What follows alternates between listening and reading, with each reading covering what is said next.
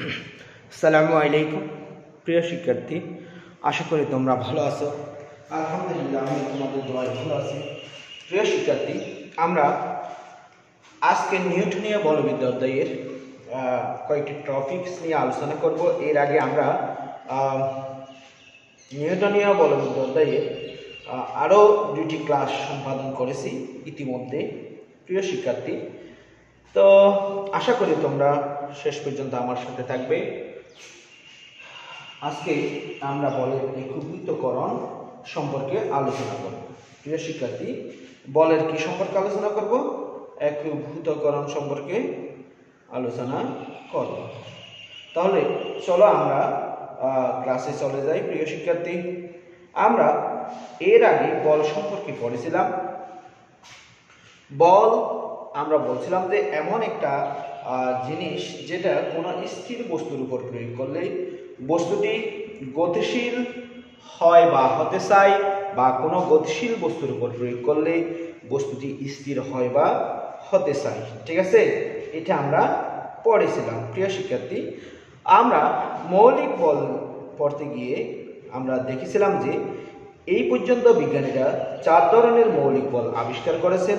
তার মধ্যে একটি হচ্ছে মহাকর্ষীয় বল, 2 নম্বর হচ্ছে তাড়িৎ চৌম্বকীয় বল, 3 নম্বর হচ্ছে দুর্বল নিউক্লিয় বল এবং 4 নম্বর হচ্ছে সবল নিউক্লিয় বল। কিন্তু পৃথিবীতে প্রত্যেকটা কিছুর মূলে কি আছে নাই সেটা জানার জন্য মানুষ হন্য হয়ে চেষ্টা করে গেছেন। বিজ্ঞানীরাও এই 4টি বল কিভাবে একত্রিত করা যায় বা একীভূত করা যায় সেই ব্যাপারে অনেক বেশি গবেষণা করেছেন।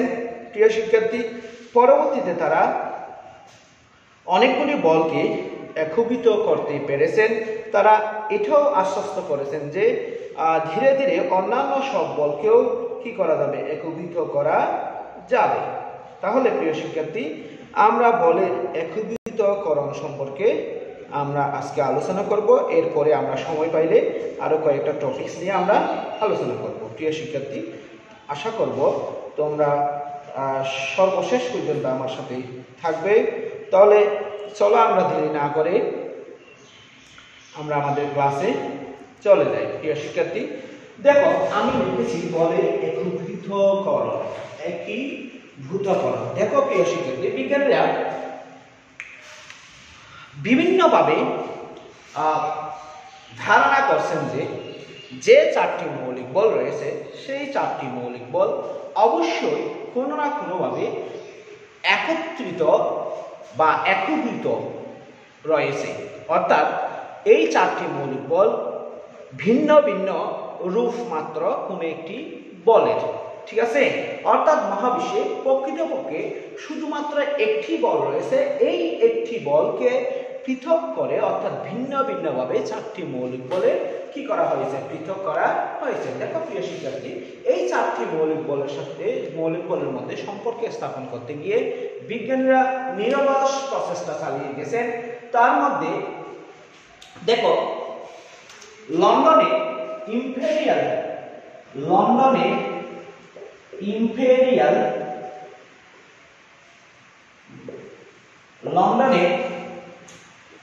ইম্পেরিয়াল কলেজের অধ্যাপক আব্দুস সালাম, লন্ডনের ইম্পেরিয়াল কলেজের অধ্যাপক আব্দুল সালাম হার্ভার্ড বিশ্ববিদ্যালয়ের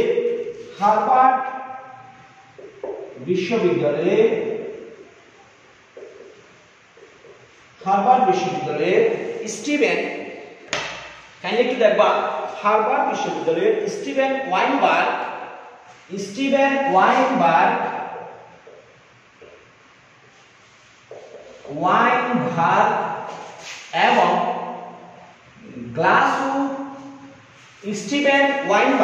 এবং গ্লাসো নামক 3জন বিজ্ঞানী। কয়জন বিজ্ঞানী? 3জন বিজ্ঞানী। এই 3জন বিজ্ঞানী কোন কোন বিজ্ঞানী? একজন হচ্ছে লন্ডনের ইম্পেরিয়াল কলেজে অধ্যাপক আব্দুস সালাম এবং হার্ভার্ড বিশ্ববিদ্যালয়ের স্টিভেন ওয়াইনবার্গ ও গ্লাসো নামক 3জন বিজ্ঞানী দীর্ঘদিনের গবেষণার ফলে তারা একটি সিদ্ধান্ত উপনীত হতে সক্ষম হয়েছেন যে সেই সিদ্ধান্ত ছিল দুর্বল নিউক্লিয় বল, দুর্বল নিউক্লিয় বল এবং তাড়িৎ চৌম্বকীয় বল,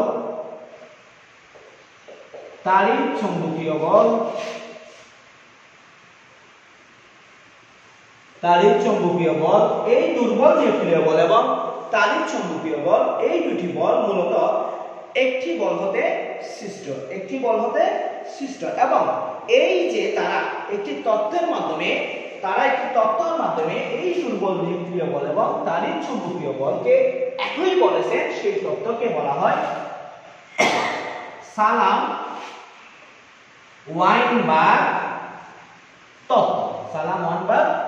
প্রিয় শিক্ষার্থী, আমি আবার বলতেছি, দীর্ঘদিন ধরে বিজ্ঞানীরা গবেষণা করেছেন যে বা স্থির হতে চেষ্টা করছেন যে এই যে 4টি মৌলিক বল নিয়ে তারা গবেষণা করছেন, সেই 4টি মৌলিক বল কোনো না কোনোভাবে একটি বলেরই অংশ বিশেষ। প্রিয় শিক্ষার্থী, এটার উপর গবেষণা করতে গিয়ে লন্ডনের ইম্পেরিয়াল কলেজের অধ্যাপক স্যার আব্দুল সালাম এবং হার্ভার্ড বিশ্ববিদ্যালয়ের প্রফেসর ওয়াইনবার্গ ও গ্লাসো, এই 3 জন বিজ্ঞানী দীর্ঘদিন ধরে গবেষণা করে তারা একটি সিদ্ধান্তে আসতে সক্ষম হয়েছেন যে তাদের সিদ্ধান্তটা হচ্ছে তাড়িৎ চৌম্বকীয় বল এবং দুর্বল নিউক্লিয় বল মূলত একই ধরনের বল, এবং তাদের এই তত্ত্বটাকে তারা সালাম-ওয়াইনবার্গ তত্ত্ব নামে পরিচিত করেছেন। সালাম-ওয়াইনবার্গ তত্ত্ব নামে কি করছেন? পরিচিত করেছেন। এই তত্ত্ব আবিষ্কার করার কারণে তাদেরকে 1979 সালে তাদের কি করা হয়?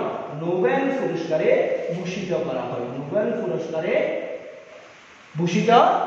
হয়। নোবেল কমিটি এই 3 জন বিজ্ঞানীকে দুর্বল নিউক্লিয় বল এবং তাড়িৎ চৌম্বকীয় বল যে একই বল, এই তত্ত্বটা সফলভাবে প্রতিষ্ঠা করার জন্য অর্থাৎ সালাম-ওয়াইনবার্গ তত্ত্বটি সফলভাবে প্রতিষ্ঠা করার জন্য তাদেরকে 1979 সালে কি করা হলো? নোবেল পুরস্কারে ভূষিত করা হলো। প্রিয় শিক্ষার্থী, একদিন না একদিন দেখা যাবে যে এই 4টি বল অবশ্যই কোনো না কোনো একটি বলে অংশ মাত্র। আমরা এই বলগুলিকে, এই যে তাড়িৎ চৌম্বকীয় বল এবং দুর্বল নিউক্লিয় বল, এছাড়া মহাকর্ষ বল, আরো অন্যান্য বলকে যে একীভূত করার চেষ্টা করেছেন, সেই চারটা একটু দেখানোর চেষ্টা করবো। দেখো প্রিয় শিক্ষার্থী, ভূমধ্যাকর্ষণ বল, এটার সাথে, এই ভূমধ্যাকর্ষণ বলের সাথে জ্যোতিষ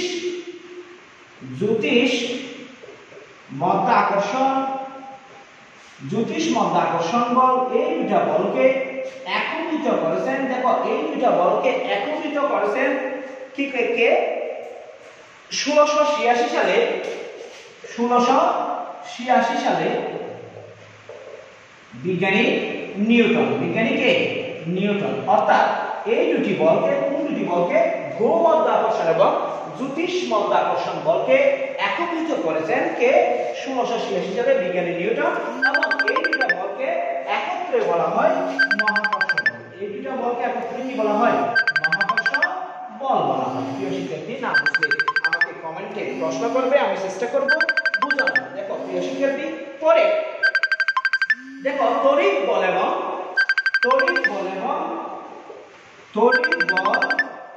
ও চৌম্বক বলকে একত্রিত করেছেন। তড়িৎ বল এবং চৌম্বক বলকে একত্রিত করেছেন ম্যাক্সওয়েল 1884 সালে ম্যাক্সওয়েল।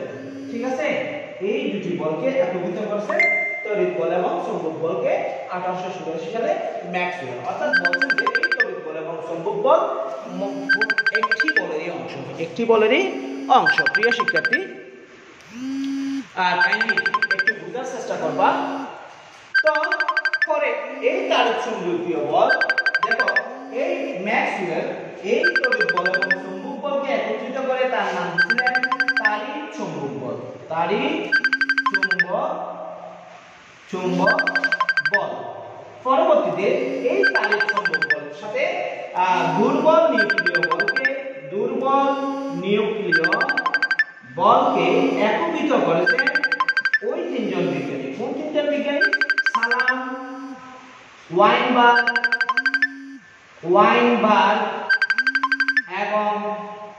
গ্লাসু এবং কে গ্লাসু, এই তিনজন বিজ্ঞানী 1900 সালে 1960 সালে 1960 সালে এই তিনজন বিজ্ঞানী এই তড়িৎ চৌম্বকীয় বল এবং দুর্বল নিউক্লিয় বলকে একত্রিত করেছেন, অর্থাৎ বলেছেন যে এই তড়িৎ চৌম্বকীয় বল এবং দুর্বল নিউক্লিয় বল একত্রিত হয়ে নতুন একটি বল হবে, সেই বলটাকে বলা হবে তড়িৎ দুর্বল নিউক্লিয় বল। সেই বলের নাম হবে তড়িৎ দুর্বল নিউক্লিয় বল, তড়িৎ দুর্বল নিউক্লিয় বল। কাইন্ডলি না বুঝলে কাইন্ডলি একটু আমাকে কমেন্টস বক্সে জানিয়ে দেওয়ার চেষ্টা করবে, আমি সর্বোচ্চটাই চেষ্টা করব তোমাদের ভালোভাবে বুঝিয়ে দেওয়ার জন্য। প্রিয় শিক্ষার্থী, তোমরা আমার সাথে যারা সংযুক্ত আছো তাদের সবাইকে ধন্যবাদ জানাচ্ছি। অবশ্যই বিজ্ঞান বিভাগের শিক্ষার্থী হলে তোমরা তোমাদের নাম, রোল নাম্বার এবং শ্রেণী ও সেকশন অবশ্যই উল্লেখ করবে। আর যারা স্টুডেন্ট ছাড়া অর্থাৎ বিজ্ঞান বিভাগের শিক্ষার্থী ছাড়া যারা আমার সাথে আসেন আপনাদের সবাইকে আমি আন্তরিকভাবে ধন্যবাদ জানাচ্ছি। প্রিয় শিক্ষার্থীরা, আমি আবার ক্লাসে চলে যাচ্ছি। আমি বলছিলাম বিজ্ঞানী নিউটন সাহেব 1886 সালে ভূমধ্যাকর্ষণ বল এবং জ্যোতিষ্মধ্যাকর্ষণ বলকে একত্রিত করে, অর্থাৎ তিনি বলেছিলেন যে এই দুইটা বল একটি বলেরই অংশবিশেষ এবং এই দুটি বলের একত্রিতকরণ করে তিনি নাম দিয়েছিলেন মহাকর্ষ বল। পরে তড়িৎ বল ও চৌম্বক বলকে বলছেন যে বিজ্ঞানী ম্যাক্সওয়েল 1886 সালে এই দুটি বল একটি বল এবং এই দুটি বলকে তিনি একত্রিত করে নাম দিয়েছিলেন তাড়িৎ চৌম্বক বল। পরে 1960 সালে এসে বিজ্ঞানী সালাম, ওয়াইনবার্গ এবং গ্লাসু এই তাড়িৎ চৌম্বকীয় বল এবং দুর্বল নিউক্লিয় বলকে একত্রিত করেছেন, একত্রিত করে তারা নাম দিয়েছেন তড়িৎ দুর্বল নিউক্লিয় বল, তড়িৎ দুর্বল নিউক্লিয় বল। দেখো এই তড়িৎ দুর্বল নিউক্লিয় বল এবং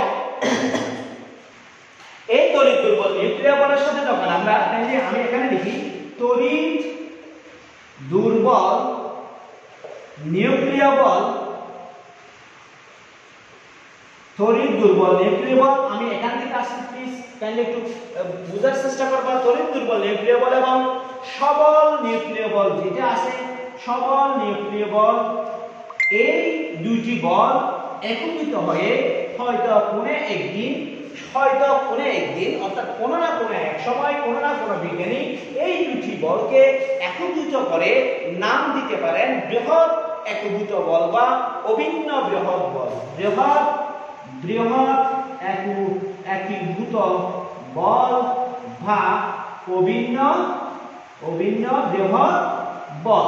ঠিক আছে, অভিন্ন বৃহৎ বল। অর্থাৎ দেখো এখানে তড়িৎ দুর্বল নিউক্লিয় বল এবং সবল নিউক্লিয় বল এই কোনো না কোনো সময় কোনো না কোনো বিজ্ঞানী অবশ্যই বলতে পারেন যে বা প্রমাণ করতে পারেন যে এই দুটি বল একটি বলেরই অংশ বিশেষ মাত্র এবং সেই দুটি বলে একটি একীভূতকরণ না আসতে পারে। দেখো প্রিয় শিক্ষার্থী, এবং দেখা যাবে যে পরবর্তীতে দেখা যাবে যে এই মহাকর্ষ বল এবং এই বৃহৎ একীভূত বল বা অভিন্ন বৃহৎ বল একসাথে সংযুক্ত হয়ে বা একসাথে একীভূত হয়ে কোনো না কোনো বিজ্ঞানী নাম দিতে পারেন বিশ্বজনীন একীভূত বল, বিশ্বজনীন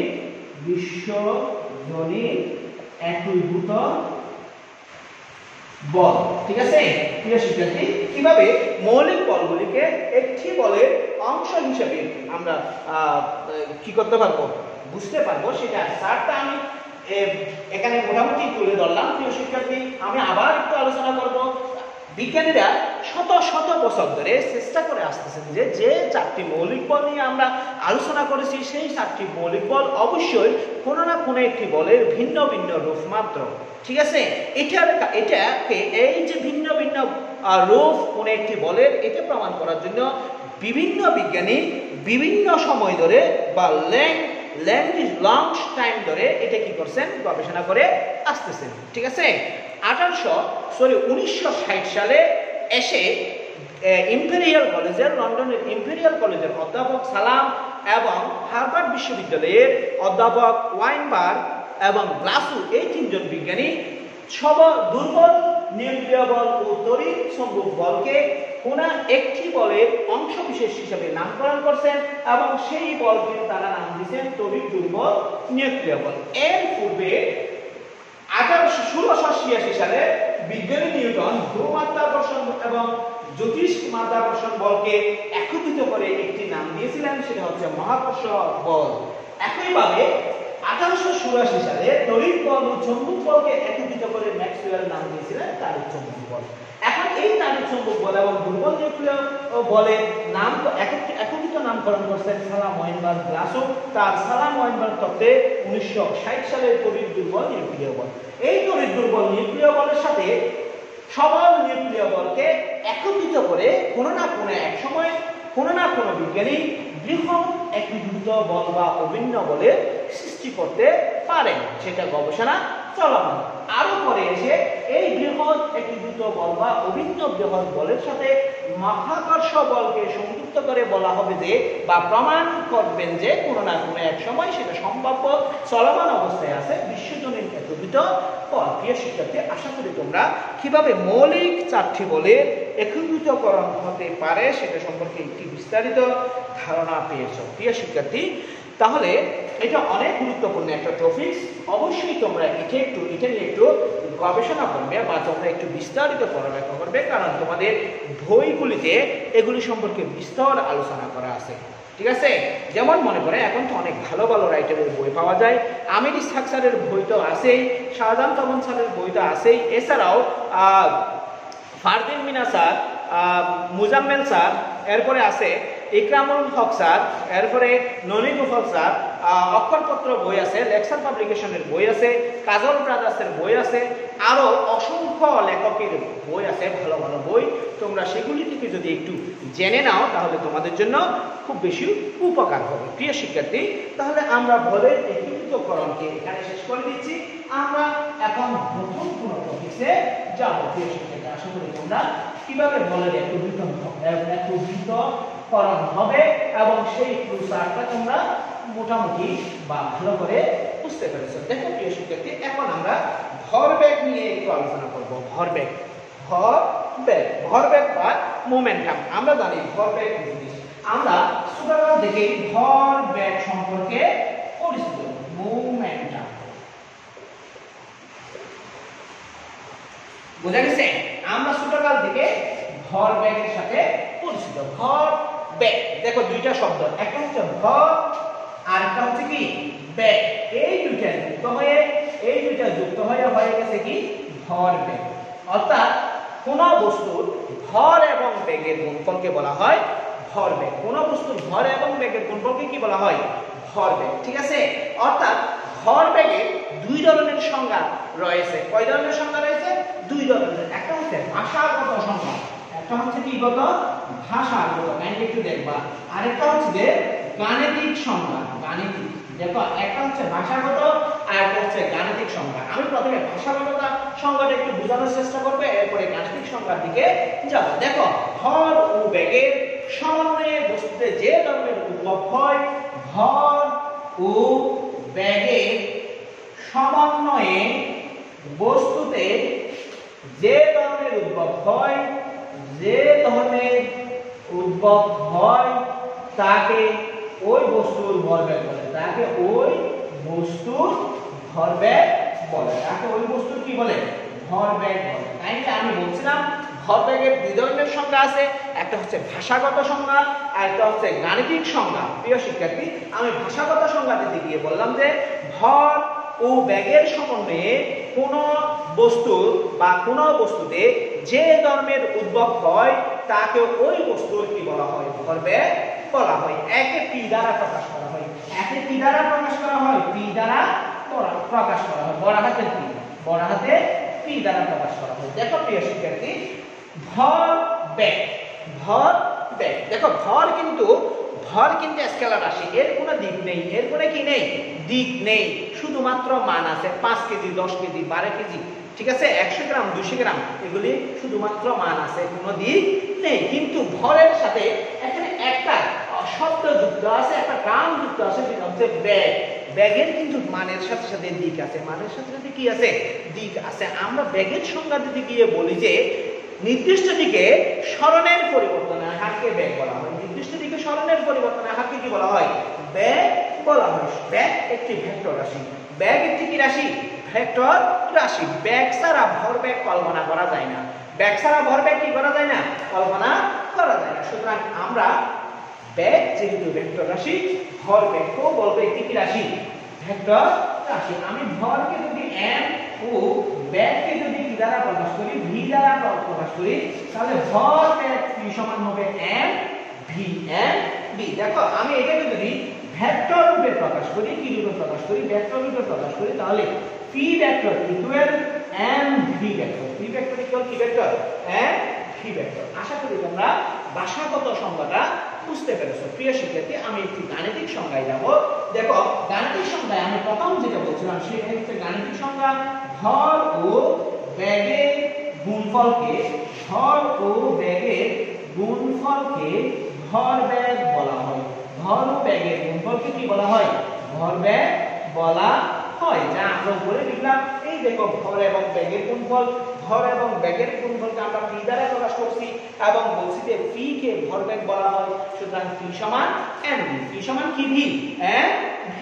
এখন দেখো প্রিয় শিক্ষার্থী, আমরা এখান থেকে বলতে পারি যে বস্তুর গতিতলতা অর্থাৎ জড়তা আমরা পরবর্তীতে বলবো। জড়তা মানে হচ্ছে একটা বৈশিষ্ট্য, যে অবস্থায় আছে সেই অবস্থায় থাকতে চাওয়ার নাম হচ্ছে জড়তা। মনে করো আমি এখন পড়ানোর অবস্থায় আছি, আমি যদি সারা জীবন পড়াইতেই থাকতে চাই, সেটা হচ্ছে আমার পড়ানোর জড়তা। অর্থাৎ কোনো একটি গাড়ি চলন্ত অবস্থায় আসে, সে যদি কোনো প্রকার বাধাপ্রাপ্ত না হয়ে যুগের পর যুগ, শতাব্দীর পর শতাব্দী চলতে থাকে, তখন সেটাকে বলবো আমরা গতি জড়তা। আবার মনে করো এই কলমটা আমি এখানে হাতের উপর রাখলাম, কোনো বল বা বাধা প্রয়োগ না করার কারণে, শক্তি প্রয়োগ না করার কারণে এই কলম বা মার্কারগুলি যদি যুগের পর যুগ, শতাব্দীর পর শতাব্দী আমার এখানে হাতের উপর এভাবে থেকে যাইবার থাকতে চায়, তখন সেটাকে আমরা বলবো স্থিতি জড়তা। এখানে গতি জড়তাটা নির্ভর করতেছে কিসের উপর, ভরবেগের উপর। তাহলে আমরা বলতে পারি গতি জড়তা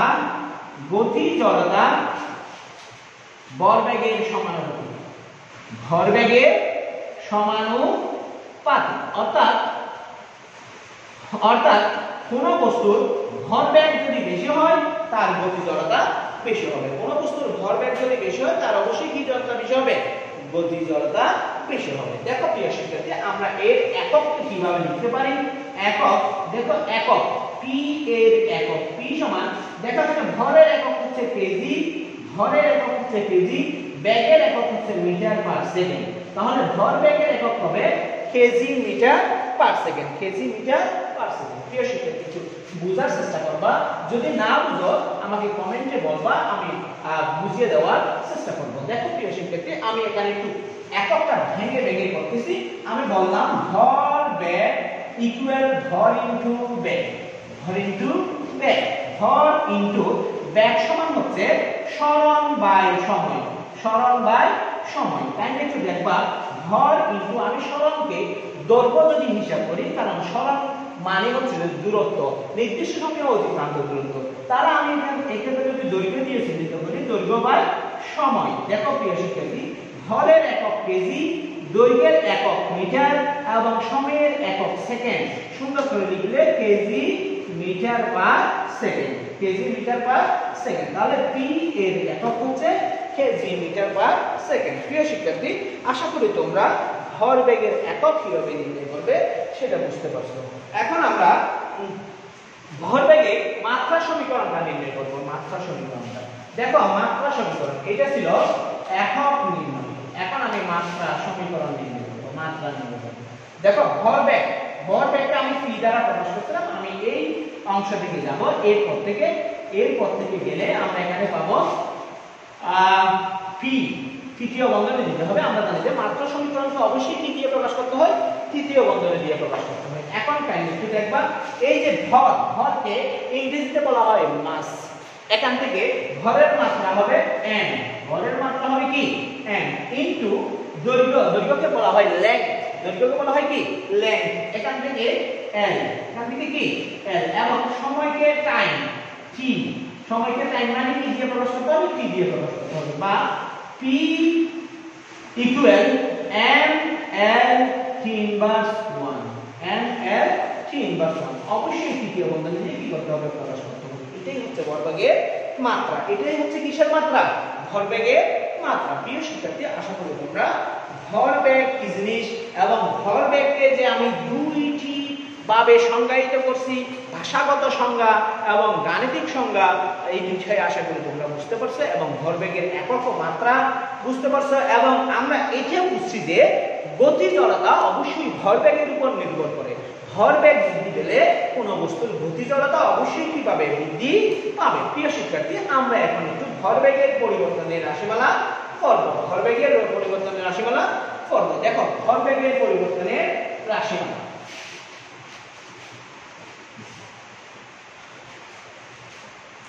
ভরবেগের পরিবর্তনের রাশিমালা।